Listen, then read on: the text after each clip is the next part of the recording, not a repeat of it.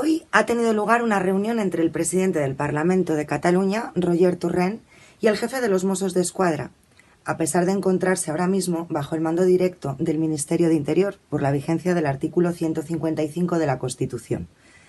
Los altercados han comenzado este fin de semana en las manifestaciones, y sin poder determinar aún qué grado de veracidad pueden tener las informaciones publicadas al respecto de los infiltrados en ellas, lo que se ha puesto de manifiesto es que han aparecido nuevos perfiles entre los manifestantes, concretamente uno, el que lleva mochila, capucha, la cara tapada y varios objetos para tirar contra la línea de contención policial, como el gas pimienta.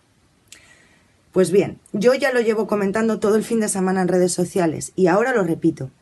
Si el pueblo soberanista catalán se ha ganado los apoyos y lo seguirá haciendo es por su defensa pacífica y democrática de un proyecto republicano.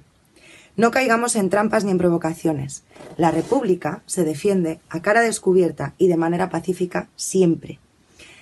Piensen por un momento a quien pudiera interesarle que hubiera violencia en las calles de Cataluña.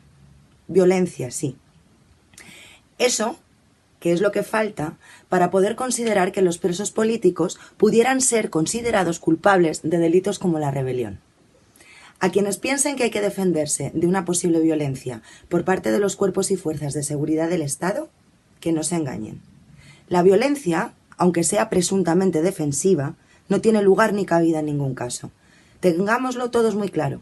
Este proyecto republicano ha de defenderse a cara vista, con las manos en alto y denunciando públicamente y ante las autoridades a cualquier persona violenta, sea quien sea. No caigamos en provocaciones, no caigamos en la trampa. La República es pacífica y los republicanos también.